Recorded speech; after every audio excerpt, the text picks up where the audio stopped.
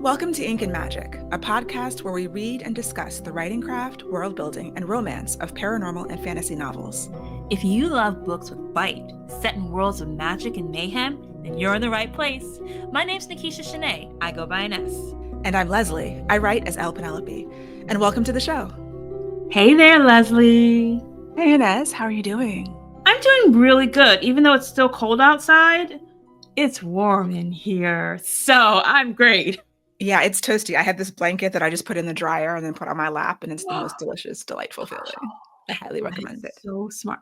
Like, I feel like, because I love that feeling too, like when you take the blankets out of the dryer and then you go to sleep in the blankets. Yes. But I figured they would get threadbare if I do that really, really, really, really often. Every day like you want to. Which would be perfect. Maybe I need to look into an electric blanket, but that always that wears me out. An electric blanket. I've had them, and it's a little bit nerve-wracking. They're great. They can be great, but then also I'm like, is it going to catch on fire? Like, how dangerous is this actually? And I'm like, is there a hum?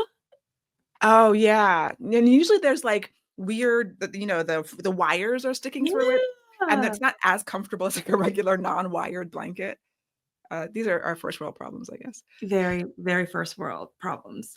And as we're recording, well, actually, as this episode comes out, it is Valentine's Day. So happy Valentine's Day to everyone out there if you celebrate, if you observe. And if you don't, it's cool. I understand. I was married and my husband at the time did not. He was like, no, we're not going to celebrate those Roman antics. It's like, oh, okay. That was one of the red flags. It was okay. I'm divorced, happily divorced. Yes. And I hope that everyone is having an amazing Valentine's Day. It's always interesting to me that authors will write books on this specific holiday. We've seen in this industry, especially in the romance industry, that Christmas books sell, but Halloween books, Valentine's Day books, those. I mean, I've read 4th of July books. People will give anything a shot, Wow. Just see what happens. I don't think I've ever read a 4th of July book. Oh yeah, now they exist. Well, today on this Valentine's Day, if you guys are looking for something great to read, we just read Primal Mirror. We have officially caught up with Psy-Changeling Trinity, and it's bittersweet. Yeah, because now we gotta wait like the rest of y'all. Exactly. We were just chugging along, and now, fortunately, we only have to wait a few months. Well, 6 months or something. Yeah, but and Leslye looked ahead this time, not me. But we're waiting for new people, an Eagle Shifter. I think that's what it was. I looked ahead a few weeks ago, but it was some sort of avian, and it was, we've mentioned the books we're really you're trying to get the Black Sea. And we want packs, and then of course in this book there's a bunch of people who are introduced that could really use books, and we know Ms. Singh is doing what the muse tells her to do, and we trust her. We do, but I remember this feeling when we were reading while she was writing, and we were waiting for Hawk's book. Same thing. Yes, I waited for Hawk's book for years because Hawk is obviously introduced in the first book, and so, and of course, we were waiting for Caleb's book without knowing we were waiting for Caleb's book. So we have a Psy and Falcon wing leader. Okay, not Eagle, Falcon. I'm assuming those are different types of birds. I think that is always the best pairing, though, in my opinion, when we get Nalini's books. I love a shifter hero and a Psy heroine. That's my favorite. Yeah, and that's what we get in Primal Mirror. We do, but not only that, we get the early stages of a pack forming, which I really found fascinating. Right. So we're back with Remy, who we met with Aiden and Zyra's book at their first appearance. And it felt like, I said back then, it feels like the spinoff is starting. The sitcom, the kid goes to college, and now we're going to do the college spinoff. So this is the Remy, what's the pack called? Black? No. I get the packs mixed up. Rainfire? Rainfire. I think so. Yes, I'm very bad with pack names as well. But yes, we get this new leopard pack. He's been mentored by Lucas, so we have fresh blood. We get some familiar faces, and a new Psy heroine. Well, this is interesting to me because it's like I felt a little bit of retcon. Like, Mm, she knowing that she is a Scot, mhm. she's Arden always Scott. been there. But we didn't hear about her. We heard about her for the first time like 2 books ago. Like, oh, Shoshana and Henry had this daughter. Maybe that could be not true. There are eagle-eyed listeners who will tell us if we're wrong. But I recall hearing Auden Scott's name and the idea that Shoshana and Henry had a daughter very recently.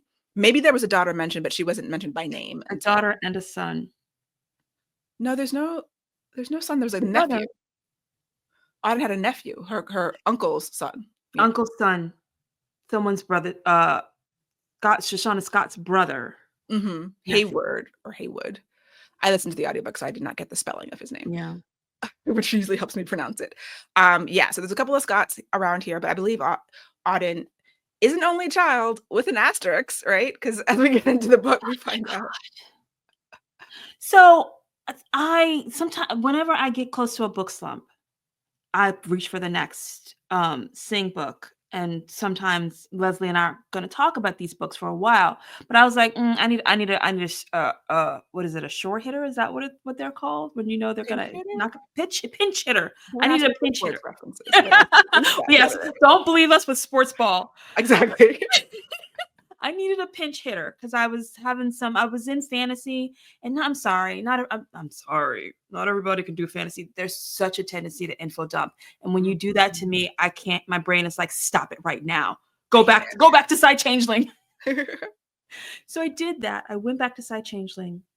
I read this book a little bit earlier, knowing that I take my notes, and as I'm reading or as I'm listening, I take my notes, and I'm gonna be fine.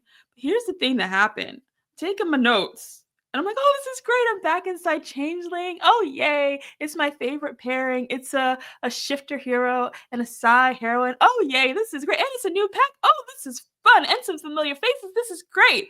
Wait, what just happened? It was like I was 2 weeks. I think I was 2 weeks early, and I'm like texting Leslie, "Have you started reading yet?" No. No. Okay.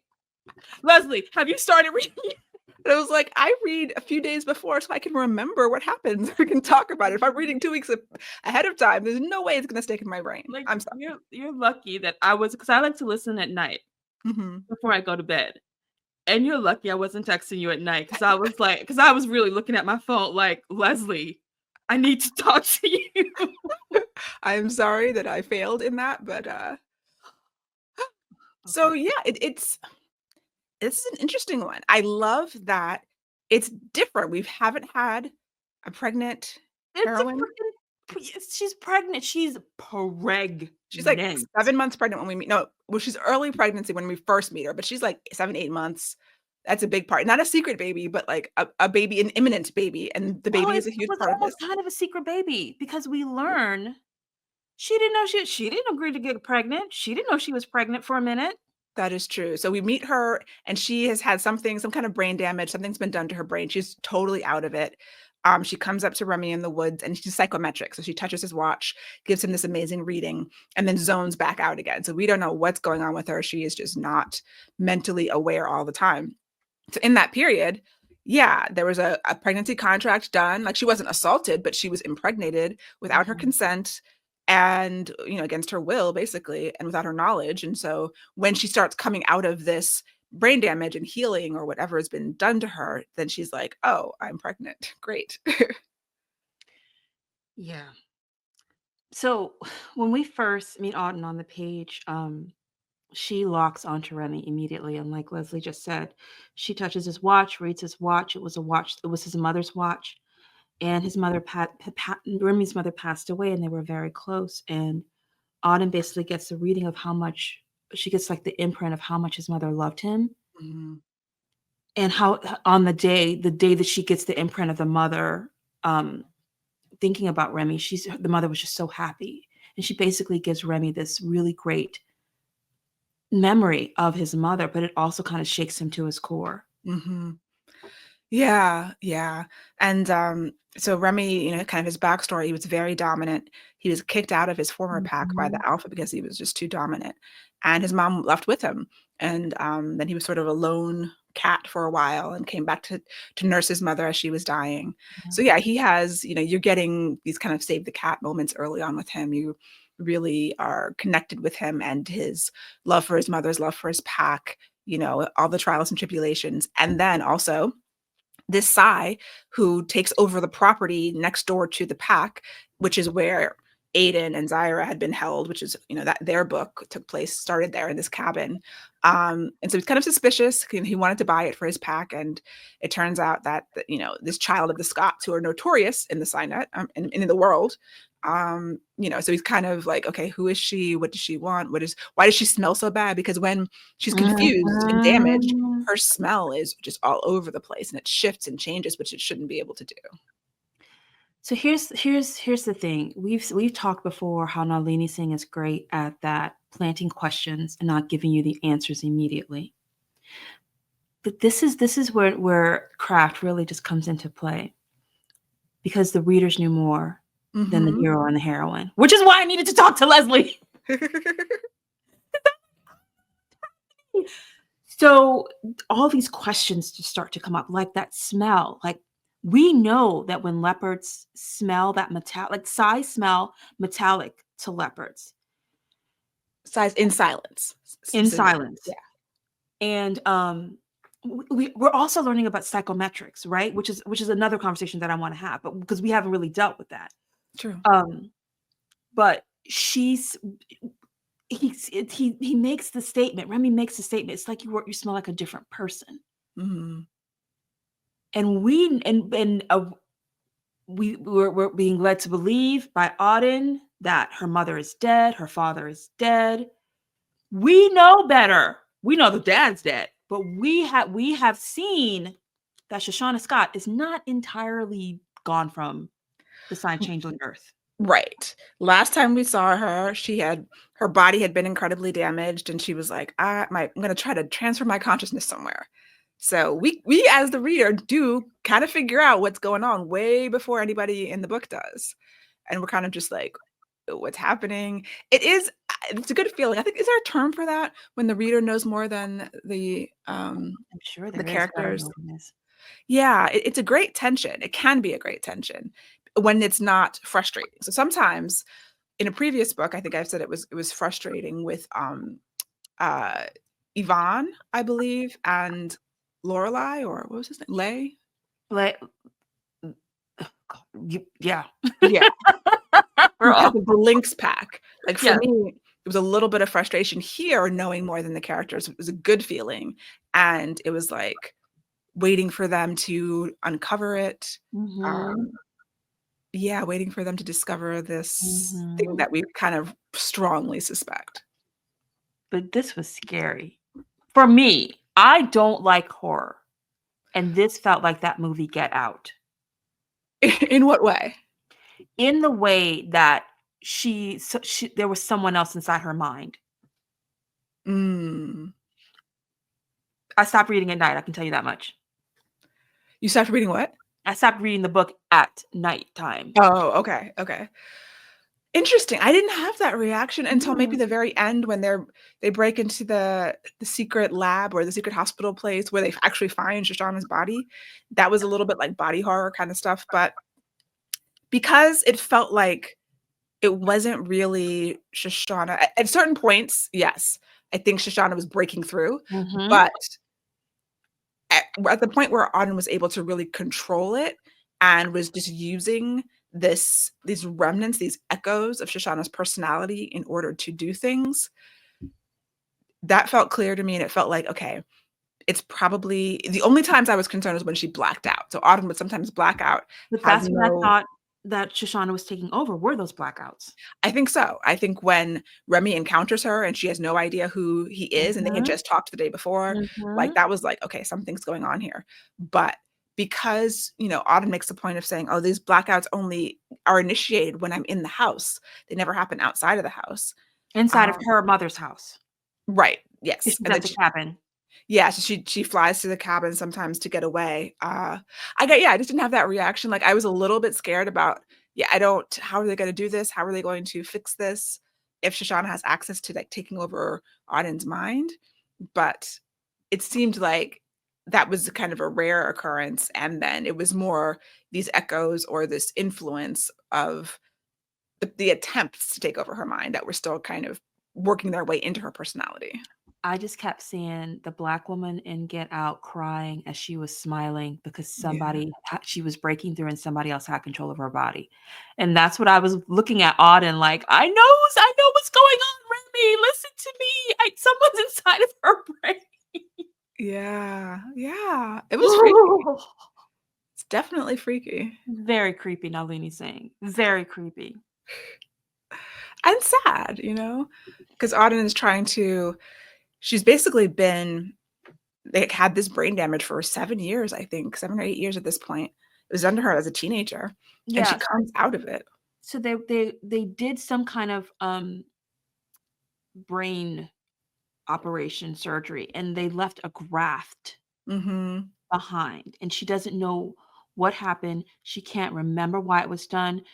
She was very upset because her father let it happen to her. She was raised by her father. mhm, Um, from what I gathered from the book, Shoshana kind of evaluated her daughter and was like, "Yeah, nope, she's not good." And so Henry raised her, and it from Auden's perspective, Henry was a great father, a great mhm. as he could be Psy father for a number of years until he decided to give her back to her mother, and then this stuff started to happen. Yeah, because psychometry as a power for the Psy is just not respected, and so the Scots had been breeding for, strong telepathy, and so here she comes, she's a 9.4 gradient, but in psychometry, which is basically only used in museums, especially under silence. So, yeah, she wasn't valued by her mother at all, and her father seemed to value her, but at the end of the day, he was like, "I'm giving you back," because Mhm. and Shoshana had these plans in place early, like before I think before even the Mhm. um, scarab syndrome took over, it seemed like she was planning to live forever, by transferring her consciousness into someone else. And yeah, and that ends up being why she impregnates one of her own eggs into Auden with a Yeah. sperm donor. And so, yeah, Auden is Which technically carrying her sibling. carrying her sibling, which Auden doesn't know at first. Auden thinks she is carrying her own flesh and blood child. She doesn't know anything about, and like we don't even know who the father is. We don't know who the baby freaking daddy is. And then she later will come to find out because her mother left behind like her second in command to Mhm. watch over the body that she was gonna snatch. Yeah, so Charisma is, Shoshana's second in And command. remember, like a sign named Charisma. Come on. That was interesting, yeah. I wish we'd have gotten some backstory on that. It was like a family name or something. That is interesting.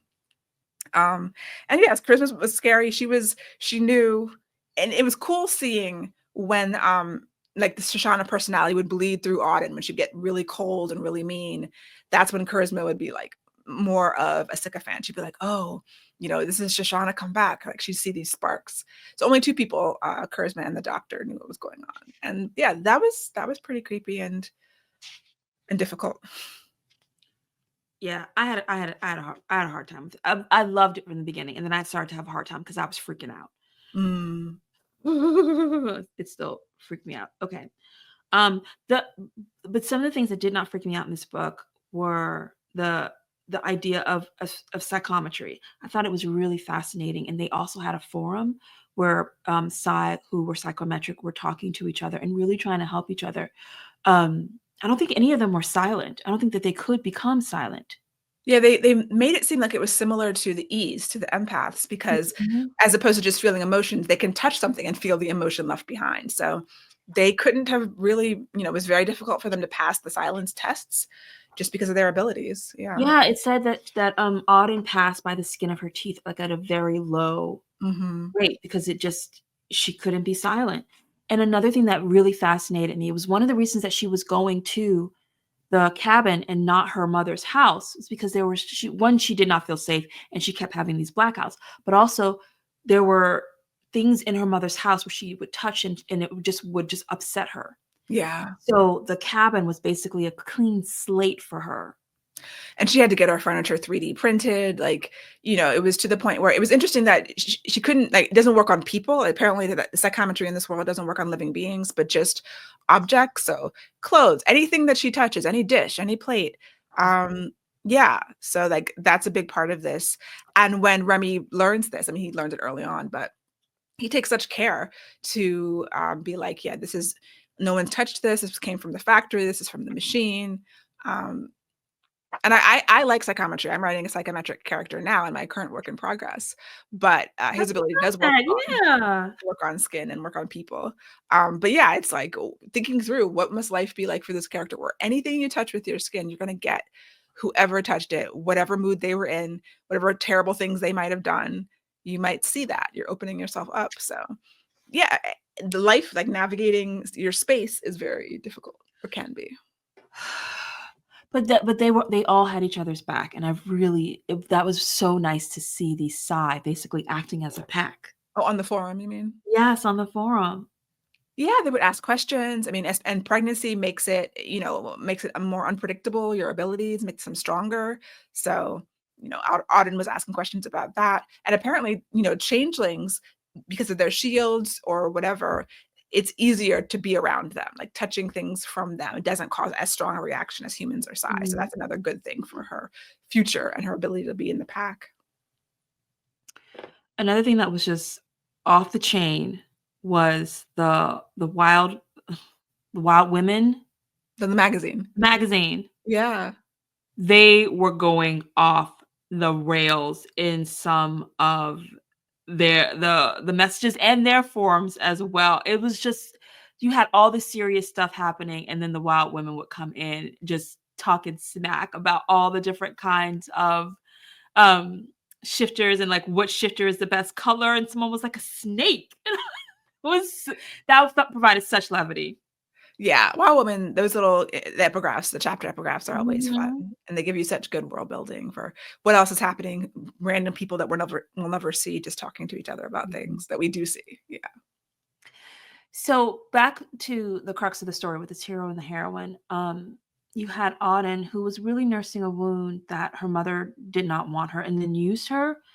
But also an even deeper wound than that her father broke her trust. And so it was really difficult for her, whether she was having these blackouts or not. It was really difficult for her to trust people. She did not know who she could trust. She didn't feel like she could trust anyone in her home, because they were loyal to her mother and they did something to her that she does not know about. Mm. And then you also go ahead. I was just gonna say that how Remy kind of builds trust is he sees her at the cabin. First of all, this pregnant woman alone in this isolated cabin that you can't even drive to. He feels responsible for her. And then I wrote down in my notes that she has a gun, Chekhov. And I expected the gun to go off, but it doesn't actually. But it's a plot device where she's shooting terribly. She has this gun that her father gave her that no one knows about. And she's doing target practice outside. And he's like, she's not hitting the target at all. So he comes and he tells her how to shoot. He tries to teach her without touching her, and she Mhm. improves by tiny increments. And then she has all this attitude, but it just shows them together. And so I thought she actually trusted Remy pretty quickly, Mm. um, given that she does have trust issues, but she was also in a very desperate state. She Mhm. really wanted to protect her baby. She knew something was going on. These people are way too interested in this baby, and she felt like the baby was in danger. So she takes a leap of faith in order to trust Remy and the pack. I Yeah. thought that was pretty early on. Yeah. Yeah. I would agree with that. With Remy, he's got this young pack that he is building. These people are, and that was fascinating to me too, because I've never thought about how a pack starts. Mhm. It just felt like people were just born into the packs that we knew. Yeah. But that's not always how it works. Like this pack started from scratch. So people had to come from other packs. And that was so interesting to me. We had people even coming from Lucas's pack. And we got Kit showing up as well, which was also really amazing, because Kit's trying to learn how to be an alpha, but he's also trying to, like, he's roaming right now. Mhm. He really can't stay um back with his pack, because he's growing too dominant, and I guess he could have become like a Lucas had the Lieutenants or lieutenants. something. I get them confused too. Yeah. But that would have kind of like doused him, stifled him maybe, and there probably would have been dominance challenges. So he decides to go and roam, and in his roaming, he's also looking at how these packs are forming, and and Rainfire is just at the ground up, and you could see, like, I started to get excited too, like how they were building this thing, and I thought that was really great. But they are young, they were being tried, and so but you saw like the loyalties forming, and these people like linking arms, and I felt like I was a part of something brand new and fun. Yeah, that was great because Kit comes because his sister Rena, who we've met Mhm. before, has joined this pack. Basically joined. I think she's sort of She's there. going, yeah. Okay. Yeah, because She's she was bonded in. because Lucas was full. I think all of his sentinels See? I are know. full. I think he's Sentinels, I think Hawk has the lieutenants. Okay, yes, that might be true. Um, and so yeah, there wasn't a lot of space for her apparently. With Kit, I got the feeling that I'm not sure if Kit is going to in the future form his own pack or go back and be Lucas's replacement one day. You know, I think that Mm. even though like super dominant people can have places in the pack as the vice president, the next one up in the leadership hierarchy. Mhm. But he's not ready for that now yet. Obviously, Mhm. he's very young, and Lucas doesn't want to make him choose a path so early. So yeah, it's unclear to me where Kit will end up. But we knew where he had been. We knew that he hung out with Black Sea, and it said also that he got drunk with the bears, and I'm like, "Why can't we see that? I wanna see that!" Right? Maybe there's a short story. Maybe there's a novella somewhere. He does do those short stories. Yeah. I have to go and look. Yes, we have not kept up with what's in those. I know that Nalini Singh is doing fewer of them as she's writing more books and more of her thrillers, but Yes. Another thing that I found really interesting, because you hear, I always hate this question when authors will ask, well, how do I write a person of color or a diverse person, and not just necessarily race or ethnicity, but someone who is of a different religion, of a different gender. Not, you don't really get gender, but of a different sexual identity. And that question always, it annoys me, because I'm always thinking to myself, well, if you're a woman and you're writing a man, how do you do that? And I do know some people struggle with this. I do. I'm probably going to sound flip, but I can't help it. But you can't, because you can get it wrong. But I don't know how to Mhm. tell you to get it right. You Yeah. know? Yeah, like there's always do the research. I mean, this is standard answers. You have to have empathy. You have to like research, talk to people who are different than you, like learn, like know people who are not like you and put yourself in their minds. But I do think, like, the one thing that I can say, and this is like really the only thing that I can ever say, is don't overdo it. Like, Mhm. if you're writing a black character, you can be like, oh yeah, she's black and that's beautiful. But if you keep going, she's beautiful and she's black and black is beautiful and she's midnight and she's colorful earth. I'm like, you're overdoing it, and that is calling attention to yourself. I'm bringing this up because this is the second, maybe the third, I think, um, woman with some kind of African heritage that Nalini Singh is writing. And each time she does it, she makes their hair a character. Yeah. And I'm not mad, because this time I remember, oh, forget the girl who was Memory. trapped, Memory. She made Memory's hair a character. Hmm. And this time, and like I think, if I'm remembering correctly, like Memory's hair was wild, and she wanted to, she had to, someone had to help her to comb it, and Yeah. so that she could be presentable. And Auden's mother, Shoshana, always made her straighten her hair. Yeah. And she mentioned that Henry's mother, so her black grandmother, made Mhm, her cornrow it, I think. It sounded like she mhm. forced her to have cornrows. Like no one, I mean, regardless, it's like someone's doing something to her hair that she does not want. Mhm. Yeah. But you see how it's not about she's black and black is beautiful. It's like, no, this particular characteristic of that character, which is identified by certain ethnicities, I'm going to make this a characteristic, and I'm going to use it for the story, and I'm not just going to keep throwing adjectives and adverbs at it ad nauseum. Yeah. Yeah, like, hair is important for Black women specifically, Mhm, and it's fraught in our culture, so you use it in a variety of ways to show character development, to show, mhm, someone trying to manipulate or mhm, corral, wrangle, force it into different positions and forming forms that it doesn't naturally reside in, like, yeah, I thought it was well done. I do like it, and she has other, like, curly-haired characters, mhm. of different ethnicities, and, she's very good about, Yeah, different kinds of hair require a lot of thought and care, and even if it's, regular, like, curly hair from other people of other ethnicities that maybe is not quite as difficult to deal with as black hair, Mhm. it still requires some care. Some thought and care. It's like almost like you're writing your words with thought and care and not just trying to exploit. It's hmm, Yeah, writing maybe the that's another characters book. with care and, like, really thinking, like, "What is it like to be this person?" And embody this person's body. Like, she did it with height and weight and things Yeah, like that as well. yeah. Yeah, which is it's beautiful, it's great. Mhm. That's why she's one of the masters. Another thing that we didn't mention about Kit is I had a real hard time understanding his father's role in his life. His father abandoned him. I did not understand that. Kit? That was difficult. Kit, I'm sorry, not Kit, sorry, Remy. Oh, Remy, okay, I was like, Remy. "Wait." Remy's father abandoned him. And that was difficult for me to understand. Like if it wasn't mentioned that he was a loner or anything like that, it just seemed like he was just a bad dude. Yeah, at first I thought his father was the alpha that kicked him out, but that wasn't the case. It was unclear because, they do mention that in order for a changeling to even have a baby, they have to Yeah, have a real close bond, yeah. maybe not be mated, but so we know he couldn't have been mated and abandoned his mate, but yeah, maybe it's just we didn't get a lot of the details of that. Yeah. But it built his character, dad who's abandoned him, alpha who kicked him out, and then his mom dies of a heart condition. Mm, And so now he's taking care of this woman with a brain condition and a pregnancy. yeah. So yeah, I guess it shows he's a nurturer, he's a carer. I mean, as an alpha, you have to both be dominant, but not too dominant. He makes a point of saying that there's this balance you have to strike to be a good alpha of caring and protecting.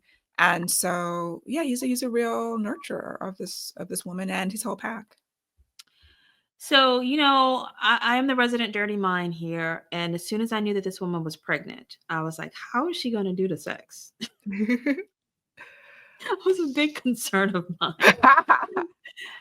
And she handled it. She handled it. There's a lot of what I call blue balling going on, where it's like those almost kiss and those you're just starting to get somewhere, and then you back off. I remember there was a massage that was negotiated. Mhm. There was she didn't get Auden didn't get the manual that the Psy brothers passed around, but she did watch erotic videos to help her to understand what was needed to When happen. she decided she was ready, she was like, "I'm doing the research on my own. I'm doing my own research." You gotta love a Psy. Yeah. And they um, did a little, kind of hand waving with the so she goes into premature labor, oh she has the yeah, baby, and then there's some sort of nanites injected that help her heal very quickly from sure. the trauma of the birth, so, I don't know what the time period is when they first have I sex, was thinking that too. I was like, "You're not getting up in there for a while, yo." but So the nanobots healed her, so that sure, helped, right? Yeah. sure.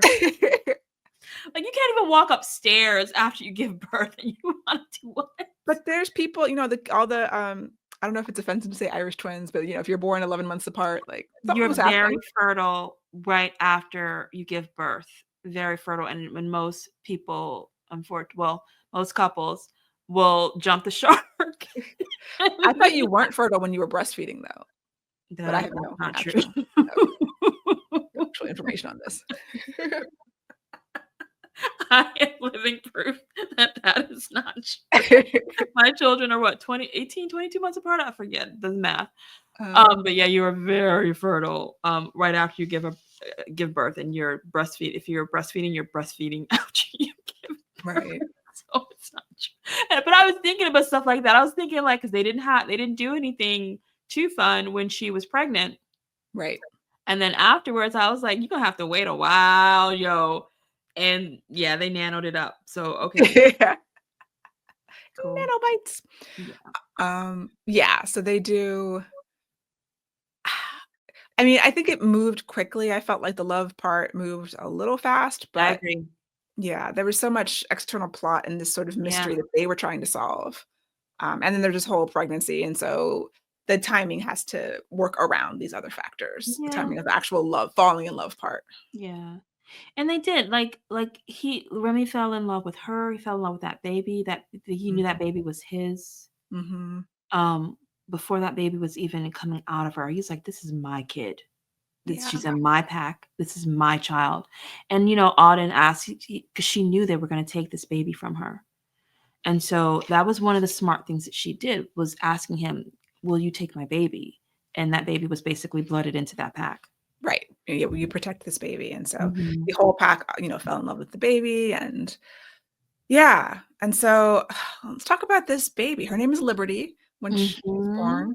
I love it. And then everyone automatically nicknames her Libby. Yeah, Libby. And so then Libby has a power. And this for me, I was like, oh, Mhm. this is an intriguing way to solve a problem that's in the plot. And it's one of those things where we don't understand a lot of how these powers work. They are the psi powers, sort of getting into the magical a little bit, with the Mm. spider and the Mhm. scarabs. And Mhm. I think we in the first season it was kind of more clear. Now they're a lot more, I don't know, wibbledy-wobbledy is the term that comes to me. So we know the Scots have this sort of spider power. They've said Yvonne keeping this together. The timeline for the PsyNet collapsing has just shortened. We're in a matter of days now, and people are trying to save who they can. Like changeling packs are trying to save who the children of Psy nearby, but they just know that 98% of or 92% That's of a big are number. going to die of the Psy because they can't live outside of the PsyNet, and they don't have any way to. I mean, Caleb and them are trying to fix it during this book. So Libby is born, and then we kind of resolve the Shoshana plot with her remaining body parts. Wait, before we gloss over that, so Auden basically is able to. There's this whole amazing break-in with Remy and his best friend, who is a lion shifter, and Tiger. tiger shifter. I Yeah. read lion shifter, Oh. tiger shifter. Yeah, right. And um, so they manage to break in. They take it down. Shoshana, Auden is able to basically smother her mother because there's a fight, and it was really interesting because Shoshana was saying, "You need to give up now, Auden. You need to give up." And Auden was getting tired, and she's like, "Wait a minute. My mother's telling me that I need to give up. Obviously, I'm doing something right." And so Mm. she manages to overpower her mother, but then It's like she a battle on the psychic level as her yeah, mother's trying to take over her brain or her body.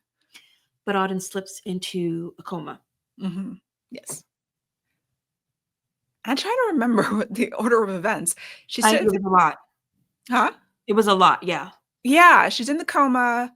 Remy, is at her side. They're protecting her. The baby has been born, is a couple of weeks old at this point, Mhm. and Autumn's being shielded by the arrows.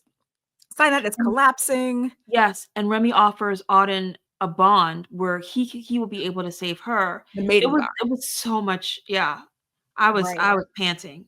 and she refuses to take the mating bond because she's still Mhm. not 100% sure that her mother is not in her brain, Yeah. and she won't do anything that will harm Remy or his pack. And so she's afraid that Shoshana is going to bleed through and hurt Remy in the pack. Mhm.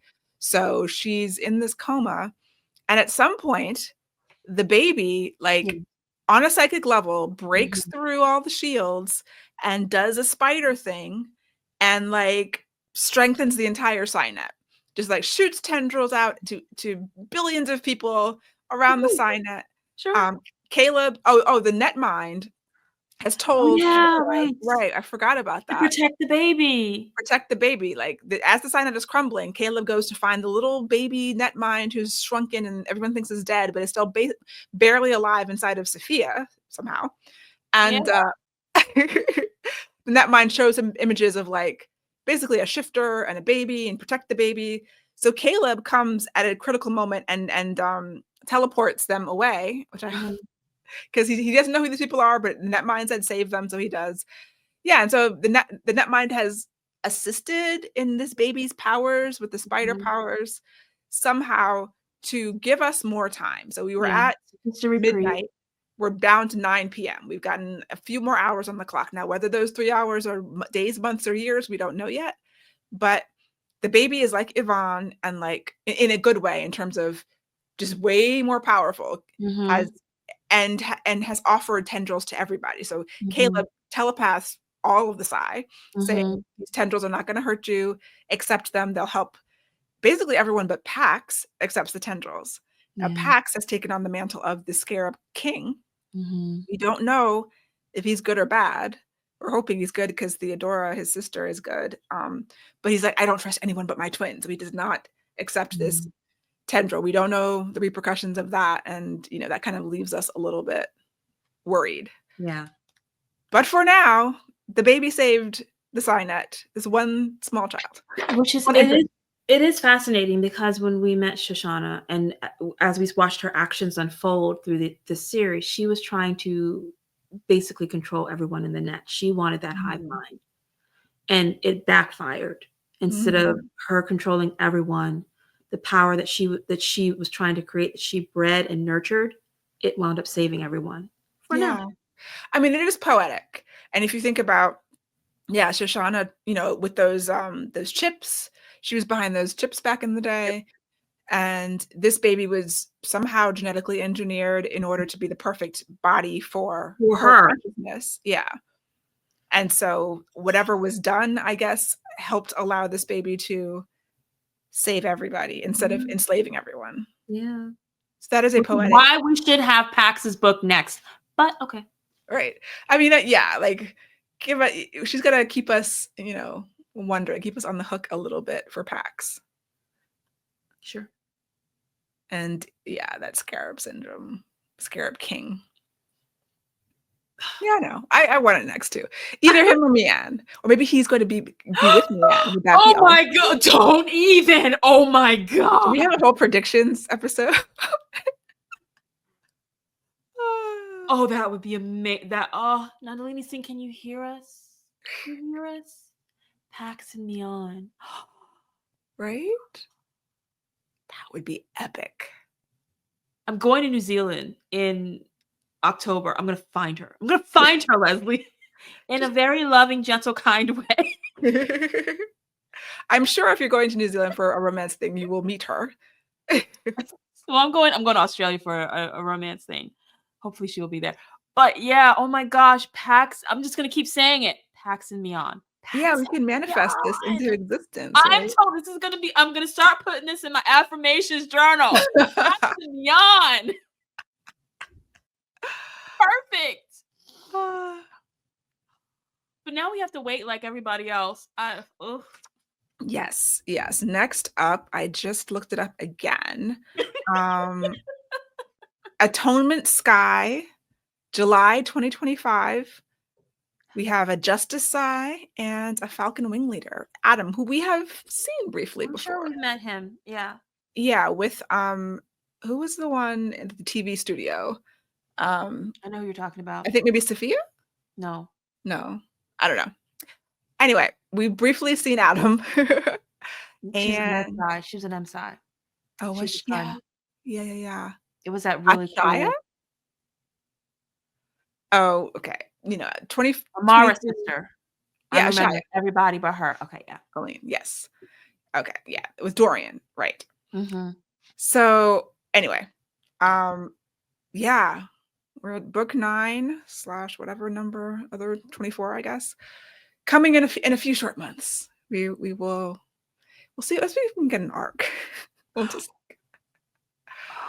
and do it like ideas in my mind, Leslye. Yeah. So this episode, the way that we record this is sometimes out of order. If you listened to the episode before this, you've already heard our plans for what's coming up next with Ink and Magic. And while we wait for Atonement Sky to be released. Yeah. Pax and Mian. I'm saying maybe for book 25, maybe 2026, we can speak that into existence. So far away. As a traditionally published author whose books come out once a year, I understand the pain. And I commiserate on both sides of the equation. I'm going to stay impatient. But while I'm sitting here impatiently, Leslye, is there anything that you've been reading in between this? Is there anything that can help to alleviate the weight that you can recommend to our dear listeners? I have been reading a book. I'm actually going to be with the author in person in this, well, podcast comes out after this event, but it's called The Improvisers by Nicole Glover, who is a friend of mine. It is part of her Murder and Magic series, so it's not a direct sequel to the other books, but it's in the world. It's about the granddaughter of, if you've read The Conductors, or her, I can't remember the name of the other book, but yeah, I love these books. They're historical fantasy. This one is in the 1930s, and it's this like female pilot who is this trick pilot who also works for this magical organization investigating magical things. Nicole has a really cool magic system. And yeah, the world that she's built, I've loved both of her books. So The Improvisers, I'm reading now. I'm going to chat with her in a couple of weeks because it just came out, I think in November. So that should be fun. And then, yeah, I'm enjoying it a lot. What about you, Inez? Anything you were reading and would like to share with the class? So I didn't need to sigh, but I did. I did sigh. I have tried to read A Court of Thorn and Roses twice now. The first time I was just like, I don't understand. I gave up. The second time I happened to mention to Leslye that I had tried to read it. She's like, no, go back and do it again. Because it happened to me too. I tried to read it like once or twice, and it took me 3 times to get through that first book. 3? I didn't know it took you 3 times. At least twice. It might have been 3 times. Okay. Well, I tried it again the second time. I got halfway, and I was like, Leslye, something fishy is happening. And then she proceeded to almost unfriend me because you spoiled it. Did I tell you, or you found out the spoilers on your own? No, I made you tell me. Okay, yeah. Which was important because we've had this happen before with another fantasy series. With a very popular, extremely popular series, but which broke me. We should talk about that. We should add that to our list too. We should. But I feel like I can't call myself a romantasy author, and I haven't read Avatar. It's hard.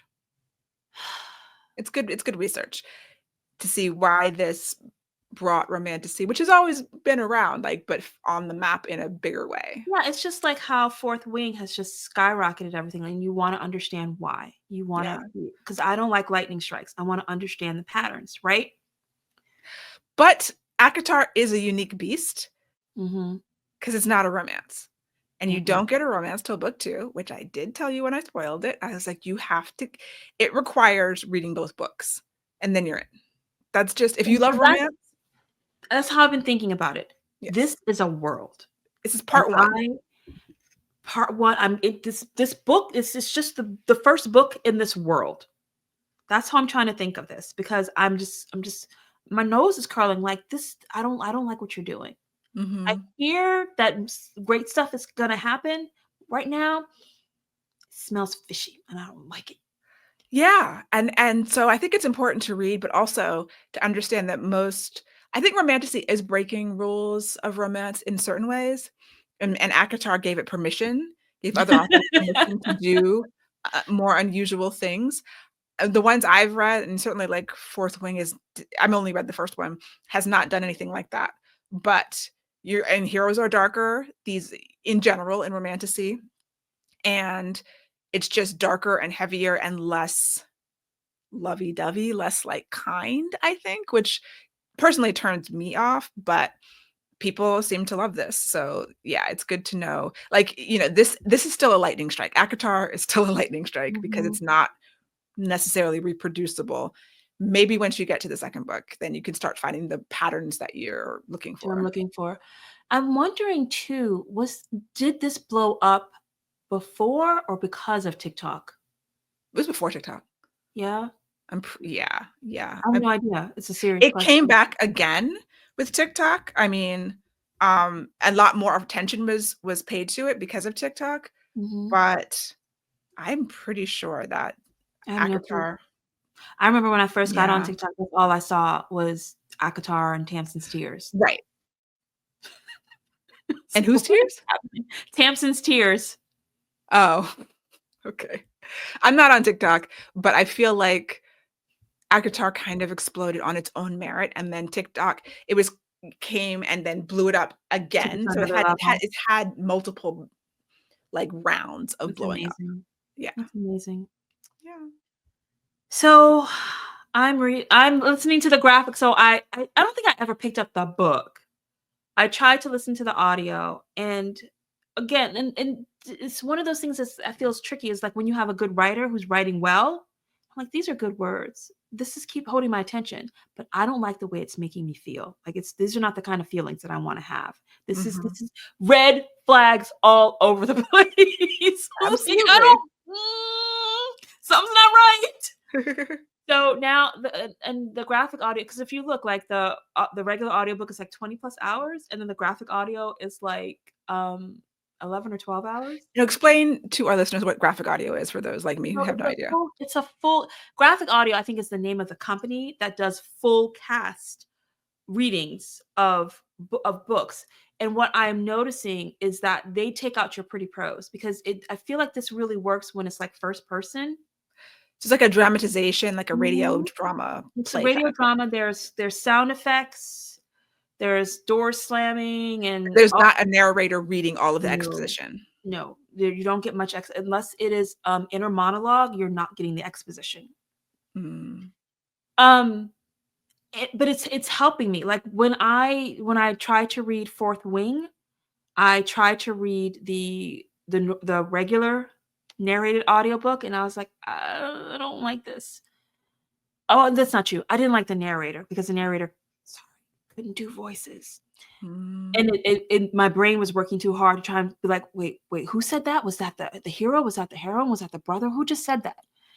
And when I listened to the graphic audio dramatization, it just went. I devoured it. So I got through almost half of the book, which is where I left off when I actually was listening to the narrated audio. So yeah, I still don't like what I'm feeling. Yeah, and you're not going to. I mean, you have to think of this as the first half of a duology that you must read both in order to get Is the it feel of it. duology, or is does the what I'm interested in, the romance arc, does that complete with the second book, or does it keep going? The romance arc, if you were looking for your HCA, completes with book 2, from what I recall. Now, their story continues because it's not technically a romance. I Right. mean, but the character, well, there is a love story between two characters Because I that keep completes. hearing Nesta, and I've met Nesta. So, yeah. Like other books, I think the first 3 are Freya and well, the first one, and then 2 and 3 are Freya and old Her dude. hero. Yeah, and her hero. And then her sisters get books. Yeah, because I hear some people like, "Oh my god, I'm toe team Nesta," and I'm like, "I just read about this girl, and she is not Oh yeah, and I could not. valuable." To be frank, I think I got through the first. I did not. I started Nesta's book and I lost interest because I Yeah. don't like her. And her hero I like, but I was Mm. like, I'm kind of out. I mean, maybe I'll try to go back to it. I did go through like what was it, the first 4 before you get hers. Mhm. Um, y'all know my And then I memory. hear more is coming. Yeah. There's more because there's more people. Yeah, so I definitely got through the first 3.5. Because there's a novella, book Okay. 3.5. And those were cool. I was happy to get through them.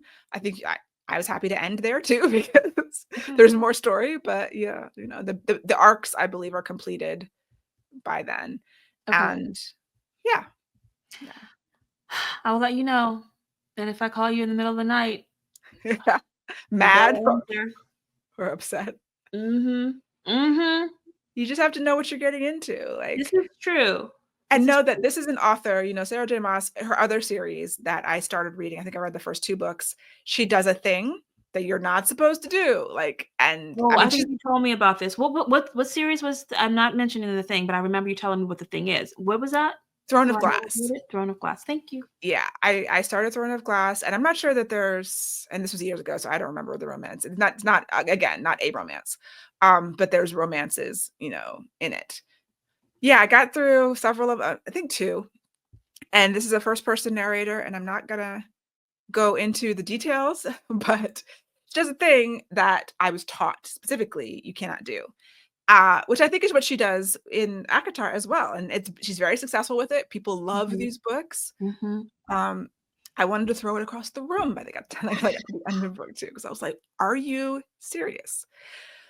But so there's something to be learned there for, you learn the rules so that you can break them, and Mhm. you're always taught that. Yes. Um, And I mean, for me, I think breaking rules makes sense, like, when it makes sense, Yeah, I agree. when it feels right to you and as a writer. So, Yeah, like, I'm not gonna break rules I don't want to. yeah, And I just, when I encounter someone breaking rules that I think are there for a reason, I'm like, "Ugh, like, this is just yeah, not for me." It's for yeah. many, many, many other people though, When which is you a lot of amazing. people come to the page, you come to the page for that for a safety net, for, like, a warm blanket, and breaking the rules subverts that, and that's not why I come to the page. Yeah, yeah, it's like, why are you reading? And you're reading for these emotions, and this book Mhm, is not gonna give you those emotions, mm-mm. but I promise you book 2 will. I had to read The Fault in Our Stars. Oh, for class. Those are And emotions I don't wanna feel. I've never read that book. I've read some yeah, of his other stuff. you don't wanna and again, really, really see, I just feel like if you're gonna break rules, you should be a bad writer. Because John Green is a really, really, Mm. really good writer, and you're I was mad. I was like, "I see what you're doing. I see Uh, you're doing it, and you're making me feel these feelings I don't wanna feel." Anyway, that's what we are reading. We would love to know what you guys are reading. Guys, we want to thank you so much for joining us. Let us know what you think. You can leave a comment on YouTube with your thoughts on the episode. You can leave us recommendations. Please share it with a friend who loves romance and have them leave us some recommendations too. Please recommendations that follow the rules and not ones that subvert them, please. And you can also rate and review us on Apple Podcasts or on Spotify. And you can always check out our book schedule on our website, inkandmagic.net, so you can read along with us. We'll try to post it as far in advance as we can so that you have time to read, and we will see you next time. Bye. Bye.